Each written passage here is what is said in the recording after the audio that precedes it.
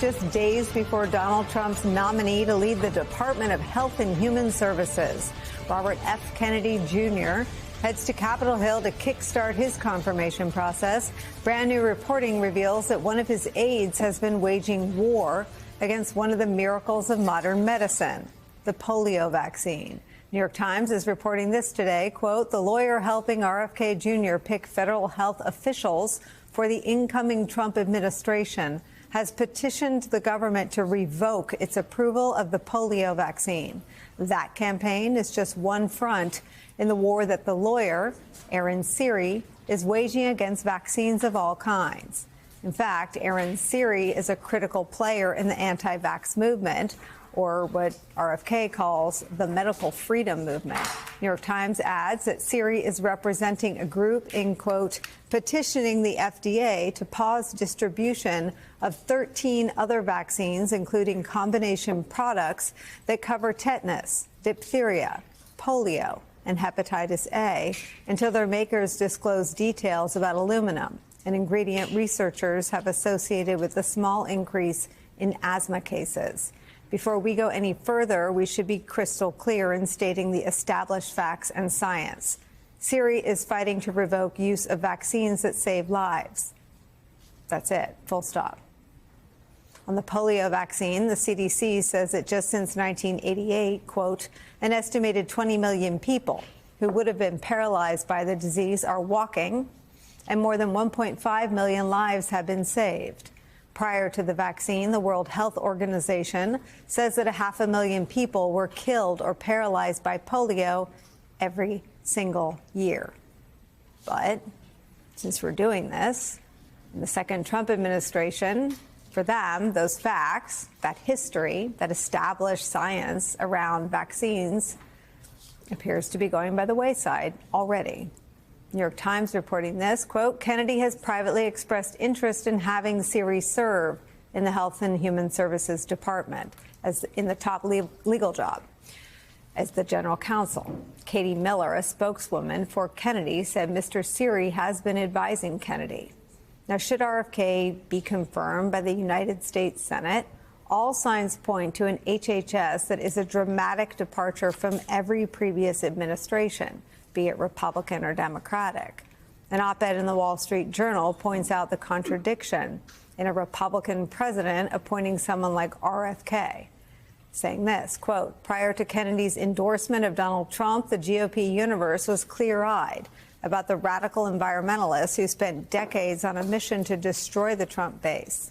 An online search finds pages of stories of Kennedy's efforts to cripple farmers, ranchers, loggers, and oil workers. Others outline his disdain for markets, core freedoms, and limited government.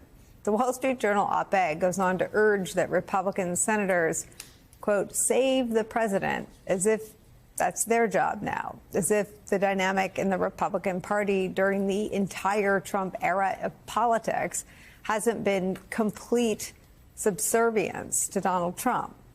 And the truth is, Trump appears to like RFK and share his skepticism about vaccines. While he defended the polio vaccine in an interview with our colleague Kristen Welker, he told Time magazine he could get rid of certain vaccines, saying this, quote, if I think it's dangerous, if I think they are not beneficial. We should note, all vaccines administered in the United States go through an extensive approval process with multiple rounds of trials.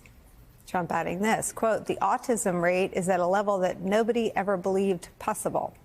If you look at things that are happening, there's something causing it. Peddling, amplifying, platforming a now widely debunked conspiracy theory linking vaccines to autism. It's simply not true.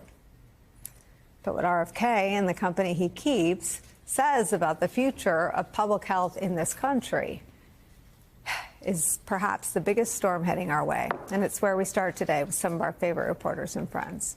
Critical care physician, professor of pediatrics, and pediatric disaster response expert, Dr. Michael Anderson is back with me at the table.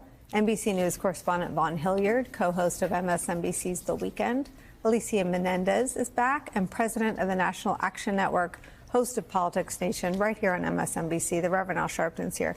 Dr. Anderson, just start by telling us what polio is and how and when it was eradicated. Yeah, it's a viral disease that causes massive paralysis. And by paralysis, I mean not only your extremities, but your ability to breathe. And I start off these conversations by saying, how many people do you know that have had polio? My grandmother, God rest her soul, had polio. We've eradicated this disease from the United States and from most of the world. It is a devastating, life-taking, life-threatening disease. And I love that CDC information that shows how many lives have been saved by this safe, very effective vaccine. Also in the New York Times, I think yesterday, was almost a primer for physicians, reminding them of these vaccine-preventable diseases, how deadly they are, and how horrible it would be, specifically for kids, but really for everybody, if these diseases came back. So polio is one example of a horrible disease that we have eradicated because of vaccines. And does the vaccine need to go away? And we should be clear, they're petitioning to get rid of it. But it seems that simply non-adherence to a vaccine schedule could expose some kids to risk. Can you talk about what the vaccine protocol is like and what the risks are if it isn't adhered to?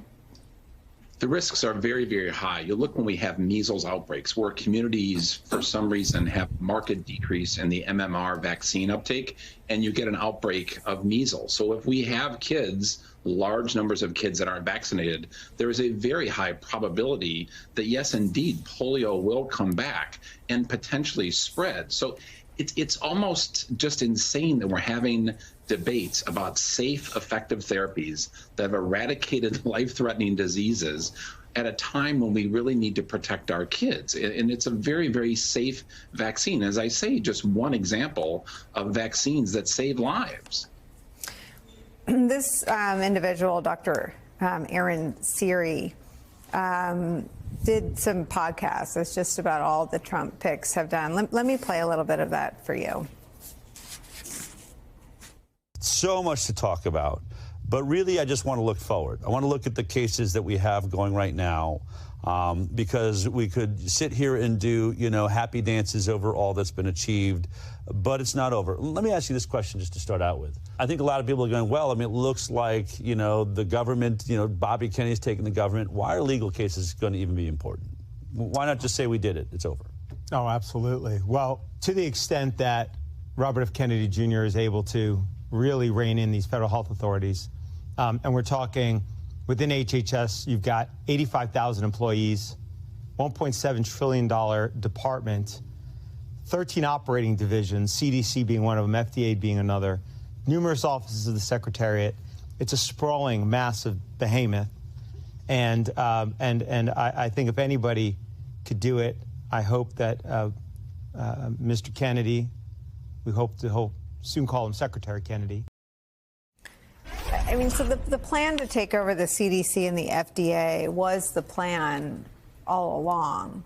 Trump has gone along with it and amplified some of that debunked conspiracy theories tying vaccines to autism.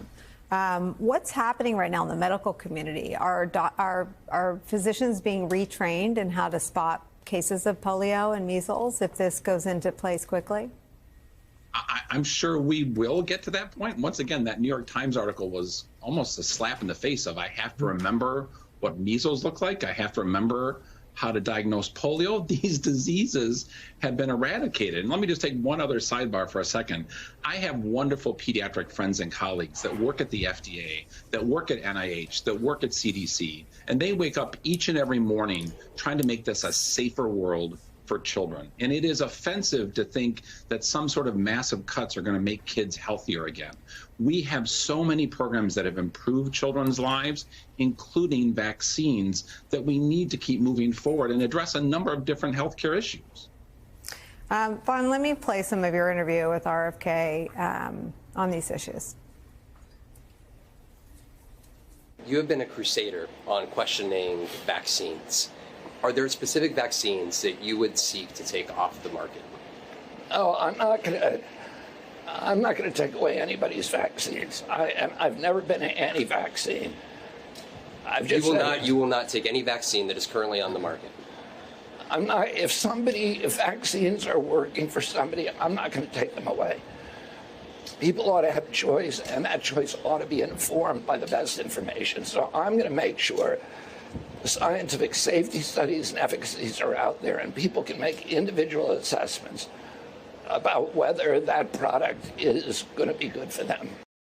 I mean, Mr. Siri has turned that into a lie. Mr. Siri is petitioning the government to take the polio vaccine off the market. So are Mr. Siri and Mr. Kennedy close? Yes, but I think that this is where I think the confirmation process comes into play.